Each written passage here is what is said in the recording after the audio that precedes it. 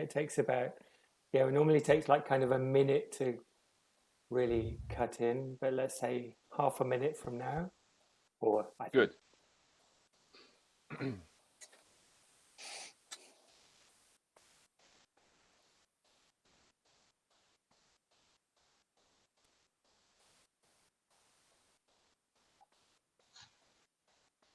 The last sip. Last time, actually, Tino also said, on my health. So back to you, Tino, on your health as well. On yours. Being very German. It's going to make us very unhealthy, this is. No, on the contrary, my grandfather made 94 years. So here again, good evening, everybody, in another round of Kiron Talks, an open conversation. Sorry? Once again? Well, good evening, everyone. This is Kiron Talks again, an open conversation on open education, on the way we can use digital means to improve education, on the consequences of using open education tools, and on the ways we can improve learning and teaching. Today we have two guests from the Netherlands, which are Ben Jansen and Robert Schoover. They are authors of a study that I will present in a second. Wait a second, I must click one thing. We are also together again with Dominique Orr from Kiron, who is there, an associate professor, and Sabrina Konzok, who is working with social entrepreneurs in SEND, an association who helps people to get on their feet with social entrepreneurial things. And me, Tino Brömme, who tries to conduct this conversation a little bit. So Robert and Ben have produced a study recently, the Dutch part of it, which is called A Global Outlook to the Interruption of Education Due to COVID-19 Pandemic. And this study is very large. It analyzes 31 countries, and we want to know more about it. The interesting thing is that every one of us has now experienced the impact of COVID-19 with the lockdown and so on. And the study looks at the education sector. I myself have just talked with a professor from Montpellier who said, well, we had to react and use the online teaching from one day to the other. But now, after a while, we have learned a lot, and we want to use this these experiences to improve our pedagogical means, our pedagogical methods. So the experience of working with online tools now during the COVID-19 crisis has been very universal. Let's now hear from Robert and Ben what this study is about and how we can understand this this look on education. Okay. Well, actually, the Aras Bozkurt from Anadolu University of Turkey has approached us if he could contribute to this case. He was the overall guy who has organized this all. Well, what he asked us is describe how the country, how the Netherlands in our case, how was the whole pandemic going on, what measures were taken, etc. And then focus on how did education do this and what were the experiences in education, what are the lessons learned, and what can you suggest for the future. Well, and actually, what we found out afterwards, after we did the study and this paper was published, when you analyze all the 31 cases, then actually the findings overall are overall the same. In some countries, some findings count more than in other countries. But you see that overall, and that is very logical, I think, there is a lot of trauma, psychological pressure, and anxiety because of this pandemic. There is no cure, and you are anxious, which, of course, influences your teaching and your learning. It influences you as a person. You also see that, that what it is called online education, but actually it was not online education. It was in the Netherlands within a week, a shift from mostly face-to-face education to completely online. But for real quality online education, there's much more needed, and you didn't have the time to arrange it. You have to really develop your education. You have to think through your learning goals. You have to think through your didactics, and there was simply no time. So it was very logical that it was a one-to-one shift from face-to-face to online. And actually, in the article, we have to distinguish this from online education. We have come up with the term emergency remote education, and that is something different than actually online education. And that is important. We come to that later. That is difference is important when we think about sustaining for the future. But what we also see is that people were really using support communities which were set up and support mechanisms. For instance, in the Netherlands, a lot of institutions came up with all kinds of guides how to use tools, or what tools to use. What are the most critical do's and don'ts when you teach online, etc.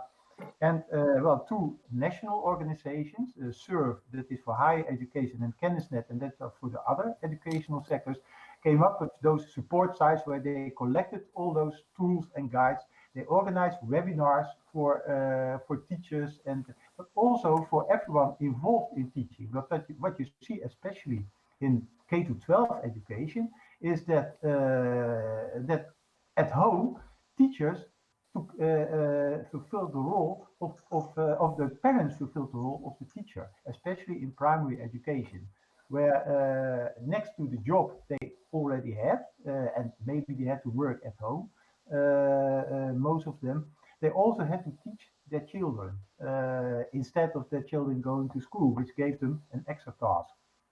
And that was also worldwide. You see this happening. What also was seen is that, especially in the Netherlands and in higher education, there was the question of how to do exams, how to do your exams in higher education. This should have been done online, so they were using those proctoring tools, but immediately there came a lot of discussion about the privacy, which was not given by those proctoring tools, the anxiety about, okay, what will happen with the student data, how are they disturbed in their privacy, can they say, okay, I don't want this, but what are the consequences? And this came even so far that there were questions asked in the parliament about this, especially this issue. Wait a second, Robert. I would be curious, Ben, when you did the study and you did your part in the Netherlands, and which part of it, which finding of it was the most surprising for you? So was it something you discovered in your own country, the comparison, or was it a certain sector, or was it a certain, let's say, conclusion? What was your most interesting part in it?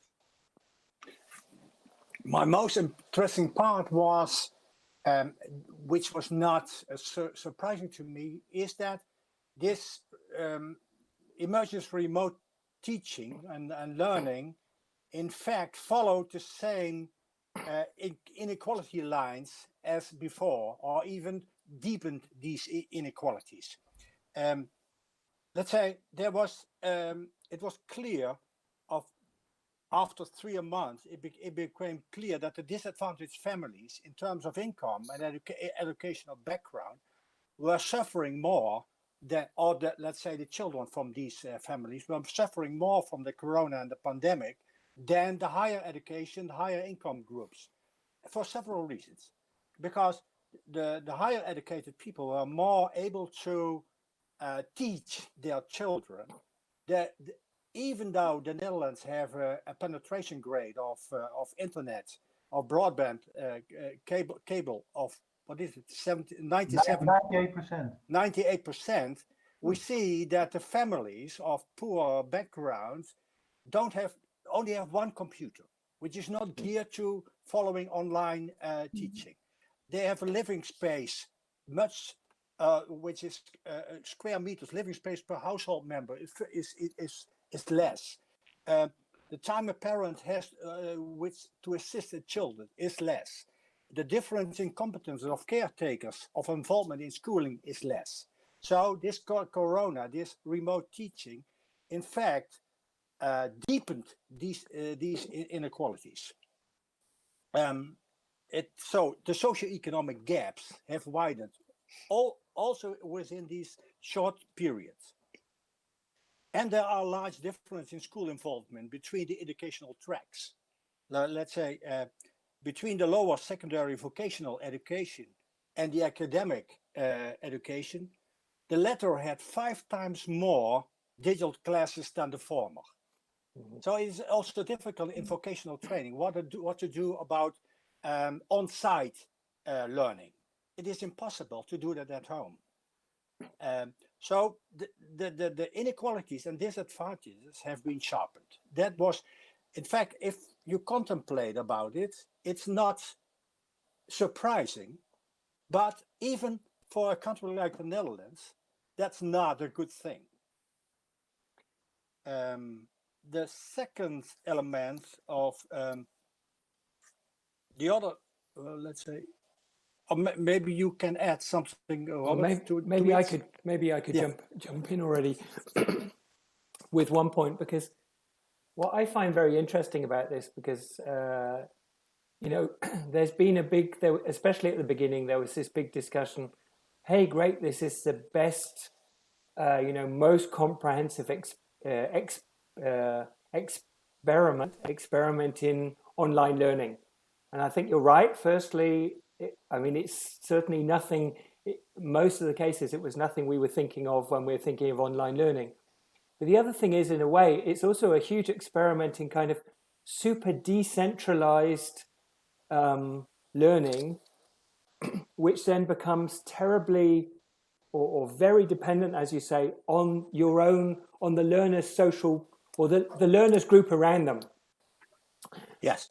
And it's very interesting because I was involved in a webinar from UNESCO a little while ago, and we had a professor from Sao Paulo who was saying, in part, he was very excited about the fact that what he could see was certain learners were beginning to kind of find their own autonomy in this kind of decentralized structure, which suddenly happened through this kind of chaos. So probably it's like we've often found that through these kind of this re-engineering in a way, or this actually chaos in the education system, certain young people as well have been able to benefit from it. I also was talking to a parent the other day who said that their child now is reading so much better than before, because now the child is reading what they want to read, instead of thinking, okay, I'll only read when my teacher tells me what to read. So in a way, we've just got this huge kind of, we've got every example of all the things in education we could imagine, would be my feeling. Some nice things in open education and also in online learning, some nice things in certain learners being able to take the opportunity, and also some really sticky problems where, as you say, the whole kind of the whole environment a learner is in is just not conducive to helping them. And normally the third case is the reason why we actually say we need an organized kind of standardized schooling to try and get this third case of learner. I agree, but we have used the data from a panel in a survey, which goes beyond these examples of individual cases. Yeah. And this survey indicates very clearly that the cultural inequalities and the social inequalities, which were present before the pandemic, in fact have been more deepened through this pandemic. So I agree. These situations of super decentralized learning, as you call it, which are benefit. Some learners benefit from it, but on the structural level, we see an exacerbation of the inequalities, and that's a general finding of all 31 case studies. That's it is. It is it is not an issue of present day infrastructure and situation, but it is an exacerbation of it, a deepening of these inequalities.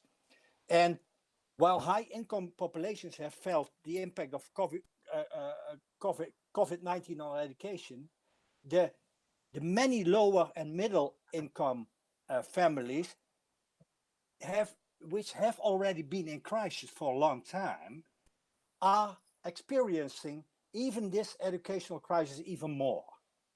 And that is a general finding through all 31. And it surprised me that even in the Netherlands, which is a high income country, this happens. And then there comes in the racial aspect, and there comes in the gender aspect. In this survey, this gender aspect was very clear. Between boys and girls, parents are more likely to help their daughters than their sons. Surprisingly. Two explanatory elements. Girls are more inclined to do their homework, more than boys. And secondly, parents indicated that they feel more capable to help their daughters instead of sons. Which is why? Huh? So because they're more obedient, that's obvious. yeah, yeah. But that was not asked. I love it. That's obvious. We don't need to talk about it. It's obvious. Sabrina, please contradict me. Yeah, come on, Sabrina. You're being... But even then, in the Netherlands, we found out in this survey that some 35% of the pupils didn't have a computer at home, which is surprising to me. Yeah. And they only could use sometimes their mobile phone, but all the lessons were not geared to use this mobile phone. In other countries, in other case studies, this is the dominant technological feature. So the lessons are designed, or let's say the broadcasting is done, geared to mobile phones, but not in the Netherlands. I think it's also a bit what I think maybe, Robert, you were alluding to at the beginning. It's also this, I mean, obviously this was an emergency, so it was never really thought through. And, you know, there were a lot of discussions on Twitter, for example, about why is everyone doing synchronous learning as if the kids were in the classroom and now I'm just going to put them in front of a screen. Because then if you do that, you definitely need everyone to have a laptop. If you're using, you know, the digital piece just as a new way of delivering certain things, then you don't need to have access the whole time to the internet, and also not to a laptop. And that is something what teachers now have learned during this past few weeks, that this difference between synchronous and asynchronous. But the other question is then, okay, I see it, but how can I realize it? So they are asking for a lot of support now, especially now that the first things are going more or less. But now you can think about, okay, especially higher education, we will have to continue for the next of this year, 2020, and maybe longer, to have it for an important part online. For instance, in the institution I'm working at, the first year students will give preference in attending, in using the building, so using face-to-face, because, well, they have to build their community still. They have to get used in getting into higher education, and that is something which can be better done face-to-face than fully online. So they will give preference in the building. But for the other years, the main part of education will still be online. So teachers are now thinking about, okay, how can I now improve or maybe redesign my education and making more use of the real advantages ICT can bring to me when I go online with my teaching, which includes, for instance, thinking clearly about the different synchronous as asynchronous, more active forms of learning, not 2 times 45 minutes only a talking head, but also keep it to 20 minutes, for instance, and give them assignments or use those breakout rooms or whatever for your teaching. But that is something where I think support staff of educational institutions will get a lot of questions now, and I hope they will be prepared for that. But you said before that the teachers don't want to become online teachers. Can you say that again? That was very interesting. Well, that was when, and that is the difference between the emergency remote education and online education. When you, as a teacher, not use on online education, and you are this teacher who says, okay, my kind of teaching is, and I say it very well. In essence, no, I must say it another way. My kind of teaching is that mainly I'm talking, and that's the way I will deliver my message, and I will do the same online. Well, they don't see the body language of the students. They don't see if the student is present. They are talking, they have the feeling they are talking 2 times 45 minutes towards a camera without any interaction. And yeah, that's no fun. So those teachers, well, they said after a week or after 2 weeks, if this will be my future, I will look for another job. But now when you support those teachers and you guide them in small steps, well, you could do it this way, or you could do it this way, or maybe you can get inspired by looking at this and so on. And they really will take that. Then those teachers will maybe see advantages of it, and maybe, and that is for me the $1 million question: how can we sustain those positive experiences? Well, because we are talking about what Rogers has called the early and late majority of teachers in going online and using ICT in their education. We are not talking about the innovators and the early adapters. We are talking about the majority of those teachers. And those teachers, when they see when they now experience these advantages, some advantages, and they are supported by this, then they can improve the education in a more normalized situation by maybe use more blended forms of education, using their face-to-face time more efficiently instead of just talking to their audience. Maybe take more interaction in the face-to-face situation and leave the sending part online. As an example, that could be one way to do this. And $1 million question for me is, what should we do now to sustain those experiences in the future when it is more normalized? When maybe maybe in a year time there is a vaccine and we all come back to the situation which it was before this all started. Will the education then still be the same? Will it go back to the situation it was? I don't think so, because I think that this online part that teachers now are meeting and which teachers are now experiencing not only once but during a longer period of time will have the effects on them. And I think to sustain the good parts from it, what should we do now? May I add to that? So there's an open question. I don't have the answers for this. But Ben does. Sorry. No, you've got the answer. No, go on, Ben. No, I don't have an answer. I make the problem more complex. Oh, okay. Then okay. No, because I fully support what Robert has been saying. If the teachers don't get very good support and ways to professionalize, to acquire the competencies which are needed for the change to online, an effective online teaching, then the backlash will be very big. secondly, if institutions and governments do not support, or let's say rethink, the financing structure of education, then there will be a backlash.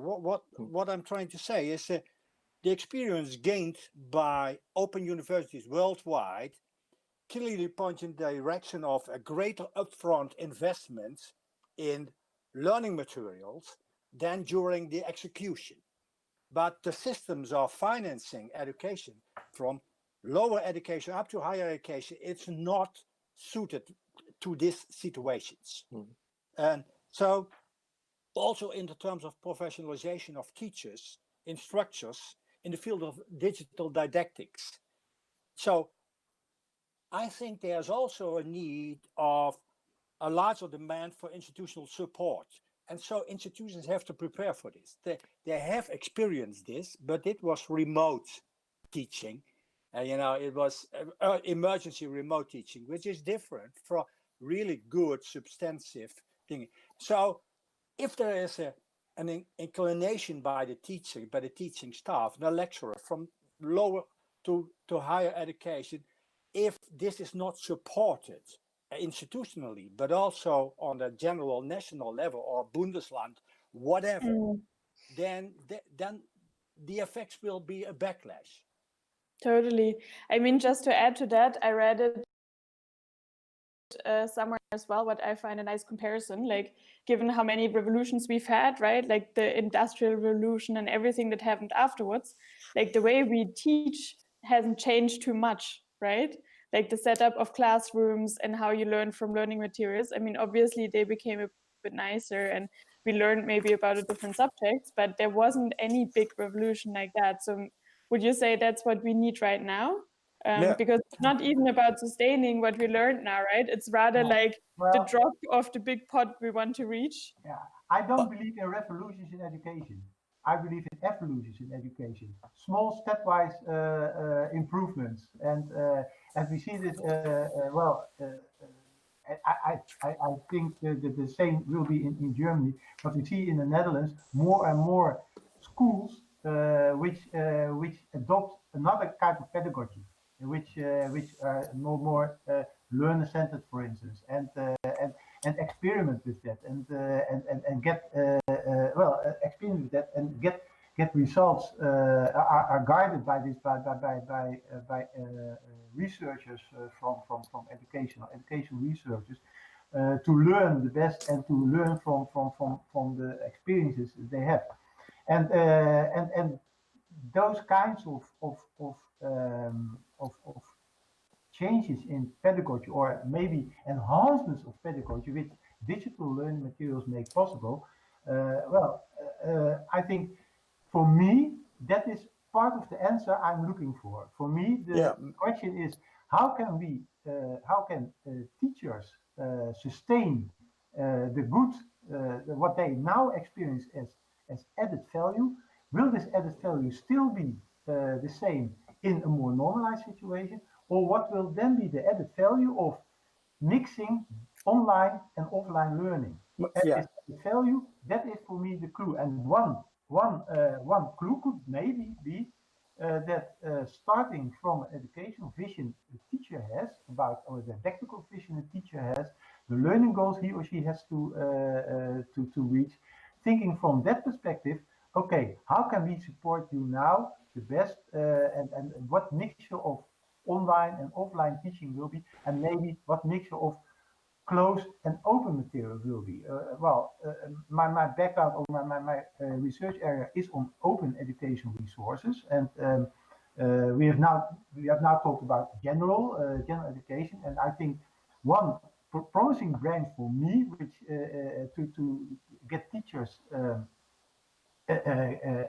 experiences added value, is in what is under an umbrella term open pedagogy, it's called.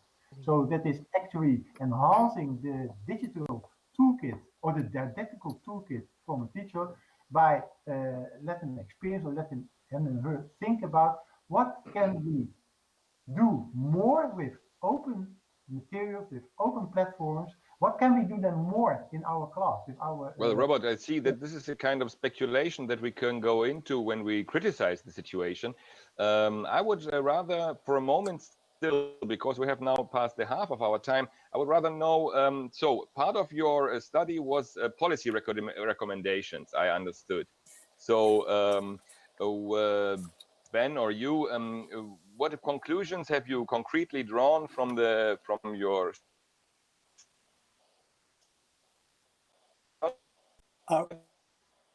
I don't hear you now. It's fine. This is from your study. You can answer already. I go. yeah, Well, it is evident that for the Dutch situation, the educational system was not prepared to handle such a pandemic situation. So, but that's general. But it has been in different degrees and with different consequences for the students. These were different. But if I was asked why has it been like this, my answer lies in there has been a total lack of awareness that a crisis could occur. In terms, so at the institutional level and also on the general policy level. The Netherlands have a tradition of strategic planning, which goes back from decades. Alas, in the last 3 decades, these policies, this strategic planning has been abandoned. Long-term strategy planning or strategy building, which is not strategy in my opinion, so the shorter-term vision and options have become on the forefront. If I look at the annual, I've done so for this contribution, the annual report of that in the Education Inspectorate outlined the long-term developments. And in this long-term development, there was not a syllable, not a word about the chance, even the slightest chance, that a crisis could occur within the educational system. It was also extrapolation of trends. So what I learned from this in terms of dingen is that national, but also institutions have to be aware of the non-linearity of developments, even within the educational system. Even if the educational system doesn't change likely over decades. In terms of strategies, it's very, and I don't mean sketching out a scenario, which is a doomsday scenario. Now, I think about, I call it strategic visioning. Try to formulate, try to think about an unthinkable future. Without thinking about an unthinkable future, which is a contradiction in terms of this, urges you to think the unthinkable, like Asimov has done. You know, Shell is to me, it was a Dutch Anglo corporation. Today it was announced that it will be a complete Anglo corporation. Shell has done. That was Unilever, Ben. Oh, Unilever. Oh, sorry. Yeah. Unilever. Yes. Okay, I made a mistake. But Peter Drucker, the economist, has said, look for discontinuities. And Taleb has said there will always be black swans. But the nature of these events is that they occur unexpectedly. So in strategic visioning, you have to think about the event that it comes. And this is very difficult in terms of long-term strategy planning for education. I agree, but scenarios and visioning are vehicles to learn. So it has to be strategic learning. It has to become part of strategic planning of the educational sector. So, yeah, but Ben, let's not be, let's say, too optimistic. If you see, there is not a miracle behind the fact that the governments are very strongly influenced by parsimonious neoliberal regime. For instance, in schools, there is, like, I was working in schools, there is this thing that you have an extra teacher potential, like 105, 110, 106% in the case someone gets sick. And now in Germany, since a while, this extra percentage has been cut so that there's only the necessary. So we are not having a surprise here that the potential, the resources that we have are not prepared for a critical situation. But for me, one of the points is, I think that still, if we look at what has happened in probably maybe all educational systems in the world now with COVID, is we've seen this incredible change. We've seen a really an amazing effort to adapt and to, I mean, firstly it was this, you know, emergency bit, and then everyone says now we're kind of in the new normal. Yeah. The point is, I think, can you really make something of the new situation? And I think this is really a connection for me between what you were saying, Robert, and what you were saying, Ben, because Robert, this point about when we talk about this innovators kind of curve or whatever, and then we have the, you know, this group, the lagging majority. I'm always a great fan, actually, of this very kind of visual metaphor of the so-called pencil metaphor for innovations. Yeah. The reason I like it particularly, apart from it's got full of lovely puns, is it actually calls the group in the middle the wood, and that's a pun on the fact that that's the main part of a pencil is made out of wood. But it's also to this point of I would do something either if I had to or if I could. And I think what's happened now is we have lots and lots of people across the educational sector on all sorts of levels who are in this kind of wood position, who have been doing things. And it's, for me, we also have, to a certain extent at least, as you're saying, Robert, lots of people actually doing great things in that area. But now it's the question of what can we do next? And I think we can only do things by moving on to the next level up, which is what you were talking about, Ben. And it's really about, we need to rethink a lot of the things determined by policy and by regulations, which is stopping this kind of, in a way, this new rethinking of how we want to organize and deliver education. So, and this, of course, this is about teacher training, but I mean, it's also to do with things like we mentioned before, this idea of certain types of exams being organized in a certain way. And then we suddenly think, oh, right, well, we need to have the same exam now in this new setting.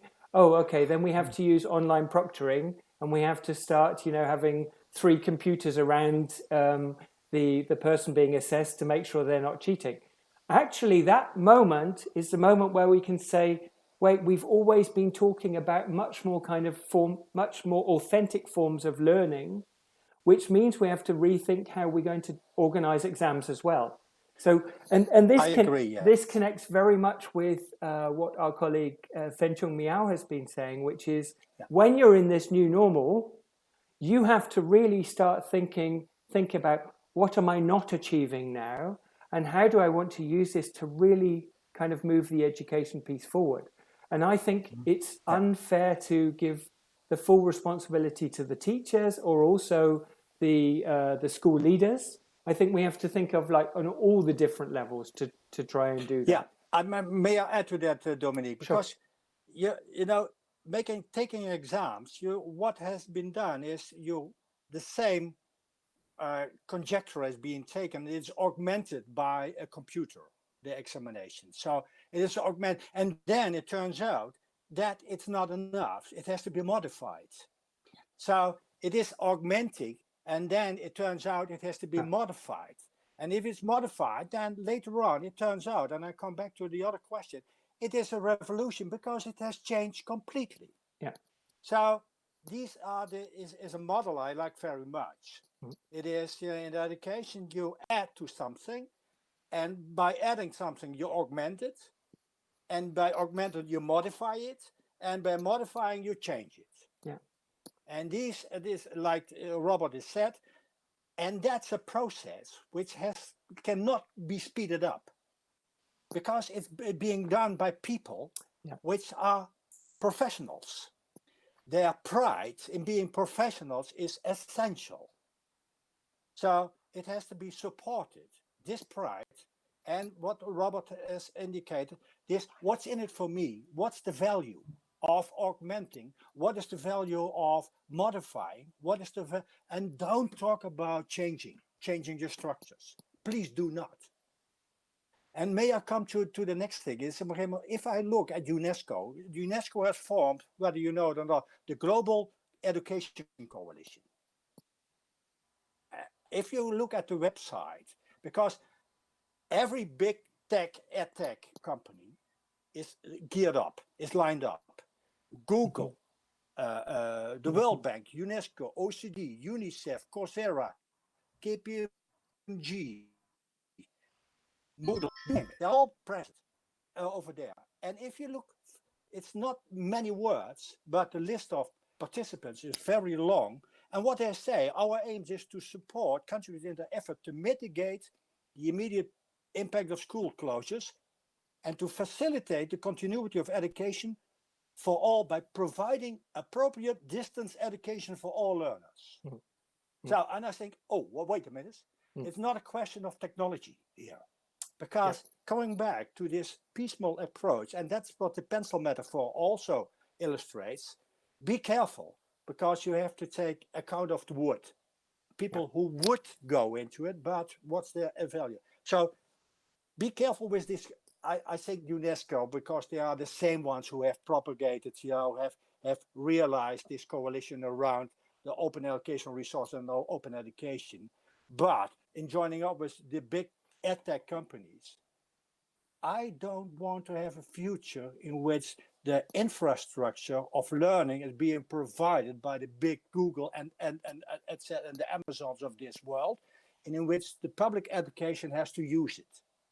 Well, actually, Ben, they're already on it. My friend Florian told me that he got a mail from a teacher, a new teacher, a substitute teacher from his son who is 10 years old, who said, well, we have here now a free offer from Google that we can use their teaching platform for free. And I invite all parents to sign this paper here so that we can use it right away. It was just like that. So Florian did a little research on it, and he found out that Google actually, when the COVID pandemic started, or maybe before, they were setting up a task force of 100 people who were looking into how to offer teaching material, teaching technology to schools, to teachers, and they promoted it aggressively to the teachers by mail and by internet. So this is already happening. We're not talking about a theory.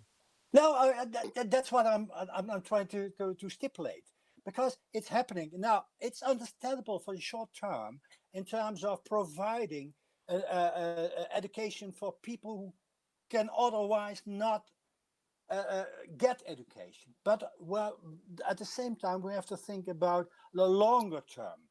I don't want to end up in a situation that this will be the overall infrastructure of a platform which is not public. I think for me, there's 2 points. So the one is, as you say, I think you're quite right. We don't want to just be limited by just very few platforms. The second one is, as we know, the platform or using Coursera or using, just this infrastructure is not even half of the learning piece. It's only just one bit of the infrastructure, and it's much more, how can you build things around that? Which, and I think in a way, that brings us back a bit also to what the professor from Brazil said. He was saying he can see this happening even for people who are being educated actually via public TV programs, really in the lockdown period. He said it's amazing how you can see communities kind of building around learning now. And this is the challenge, I think, for all of us is going to be which pieces can we pick up and say we want to take forward, and which pieces do we say, no, we don't want to go there again. And I mean, I think also the way you read that now for this coalition, they don't talk about the future. They're just talking about, look, you can't get in on you need infrastructure now. We give you the infrastructure now. That's not going to help you in the future. It's not going to help us to rethink how can we create different learning settings, as Robert was saying as well. And this is something at Kiron we're very familiar with as well. We are good at having an educational platform, and we're good at the educational piece, but we haven't got strong enough in the community around that educational piece. And I think that's always the challenge. And in a way, maybe the point is, if you've got kind of presence lessons, so if you've got lessons in the classroom, in the school, the community piece is maybe a little bit easier because it's by default there. It doesn't mean it's a better community, but I mean, we've had this week.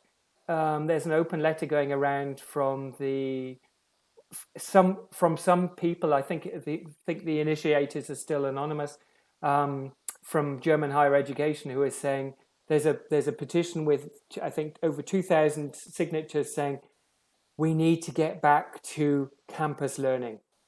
This other stuff is terrible. I mean, if I was lazy, I'd probably also say that. Oh, well, it's an economic question. Many campuses are depending on the students living in their cities and consuming and living there. And they are right. I mean, they in Pavia, we just did the interview about it. Well, this thing is interesting because Dominic always comes to the technological and the pedagogical side, and the study apparently refers to social and political issues, which are not easily to be mixed if you don't want to make them weaker in their substance. For instance, to learn from the COVID crisis and take these lessons for a future design of education, in my mind, as a philosopher, also made me think of when we take the lessons from the COVID crisis to apply it to the future for better learning. I mean, actually, are we not recommending a state of emergency to the user? Are we not putting him into a state of confining himself to something that is not the whole life? I mean, we can't go here. That would be the point to step over to the philosophical discussion. And I would invite you, as we don't want to get too long, to tell me your critical attitudes, your critical opinions about the things that you have observed in your study and in your observations. That would be interesting to know for an end. Robert, you were so silent. Why don't you say something? I've said something, but what I said, my $1 million question is about the future. Is about how can we things are not all bad. What are happening now, and how can we transfer these things which are not too bad into a future which make a better future than it was before the COVID crisis in education, which for me is in more in making more appropriate use of technology, of digital technology, to improve your education. In what way forever? In what way soever? And well, this is also seen, or this is considered by some as a large experiment. We are now forced in a large experiment in which we can learn, and maybe when you approach it this way, maybe it is the only way to look at this. We have to solve the crisis. We have to solve a kind of emergency. We do it in the best we can. Everyone is working 24/7 to realize what is realized now in a couple of weeks, which is a tremendous job. But we also see the flaws, and those things, the flaws, what we see. What can we learn from that? What should we do about this digital divide, which is now deepened? What should we do about these social inequalities, which are now being more pronounced in this crisis? How should we proceed with that? Those are not questions only for education. I think those are questions for the whole society. Well, who has the next last word? Well, I mean, I have no words about your study, obviously, but for me, it's a bit about, again, like who has the solutions and who doesn't, right? So it's pretty much what Robert just has said. Like, if we don't have a vision of where we want to end up, either in education or in any other kind of field of society, then someone else will develop the solutions for sure, right? And I feel that's quite a new experiment and, quite a new sight that politicians and everyone else now finally has on their radar, that if they don't get active, like other players will and already are, and the domain of education is not as much in a political sphere as it was before, right? Because the digital solutions now are mostly provided by non-open and non-governmental institutions, and I think that's a question that we really need to discussed, right? I mean, it's also nice to have more than one solution, obviously. We're in an open society and we want to have an open education as well, but for that we also need a bigger variety of solutions. Yeah. I like that. Dominic, what would you say to this topic before we close this part of the discussion? Yeah, you know, it's always hard for me to be negative about things, but I mean, I'm actually still worried about. Yeah, I know. That's why we're together. I'm still worried a little bit that at some point we will get to this phase where the large majority of people will just say, can't we just go back to what it was like before? And, you know, people have had a hard time now as well. And I really understand that. But I think in a way that is all being conflated a little bit, and it's making it hard to see the real gems that are coming out at the moment.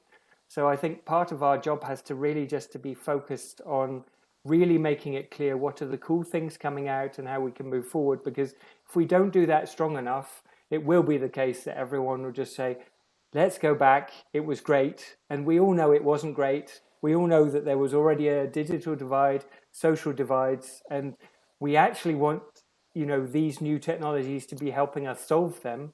And we haven't, because of the fact we had to act so fast within an emergency, we probably amplified them rather than solved them. So I think there's a lot of homework to do. Yeah, may I add to that too? Because there's a danger to it. It is going back to the old situation and using what has been experienced as a way to cut costs. You know, that's also a scenario which is not unthinkable, because people talk about, let's use the good elements of it, because we have a teacher shortage, etc. Yeah. Instead of looking at the didactic principles which are behind it, which cost more initially. Yeah. So that's that a critical part is of it, that we can have a severe backlash in these terms. I don't think. I think when cost savings will be the main reason to do more online, then people can get what we say in the Netherlands, komen van een koude kermis thuis. I don't know the English translation for that, but that is penny wise, pound foolish. Yeah, online education is not cheaper than face-to-face education. It is not cheaper. You have to invest more. Yeah, but there will probably good online education, not related to remote education, but a good online education. You have to invest more. The Dutch are really known as merchants, so there certainly will be a discussion now in the coming months, as soon as the pandemic has slowed down, about the hidden costs of this emergency remote teaching, and who has to bear these costs. Are it the institutions? Is it the educational sector or the society? And I think that will be a very big, heavy discussion. Well, you always talked before about decentralized experiment. I wouldn't call the crisis an experiment, but we can do that. It's not only about cutting costs with teachers by using like centralized technological means. It's also the content. I mean, if we use recorded stuff to teach, if we take the best scientist, the best Nobel Prize for atomic science, who has a lecture who every pupil in the world will listen to, nevertheless, it's out of the can and it's not modifiable. And there's a danger to the contents of the teaching material too. There's the danger of content anyway, because countries like Hungary and Turkey are modifying their teaching contents in the direction of the political, in their political directions. I'm very sorry that at this point of the philosophical turn of this discussion, we can't go really go on. That would be the point to go into it, actually, to start the criticism why the governments have failed in their task, why the Western governments have failed, especially to be prepared and to react quickly, and how the education sector has saved the day in a way We could ask also, is it always necessary to work more, to be more efficient, to learn more, to study all the time, to go to school for weeks and not do something else? Is it always necessary to have the best means at your disposal instead of doing less or doing something else? We can't discuss this now, but we can thank you both for being with us, and I hope we can continue this next time we come to the Netherlands. But there's the last thing that Dominic wanted to, or Sabrina wanted to tell us, because there's apparently another event coming up online that should be announced here. Yeah, I will say something and maybe Sabrina can add to it. Actually, I'm also showing on the screen now the website from our conference, which is happening on the 20th of June. It's on World Refugee Day. The conference is called Amplify Now. It'll be fully online. And the really nice thing is the tagline, the first tagline we have on the website is join the conversation. So in other words, the conversation we're stopping here can also continue the whole of Saturday, the 20th. Sabrina, would you like to add anything to say something more about the conference? Yeah, just maybe the funny thing is now there are many online conferences happening. We actually planned that before COVID, so we were ahead of time.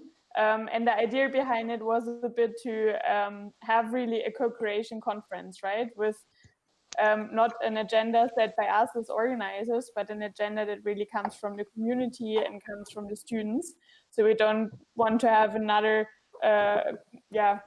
conference talking about migration, but we actually want to include people affected by it and that they can shape the agenda. So anyone interested in that, getting to know very interesting experts and hear stories about that, yeah, please join on the 20th. So wait. On the 20th, there's an online conference, and you have given the link in the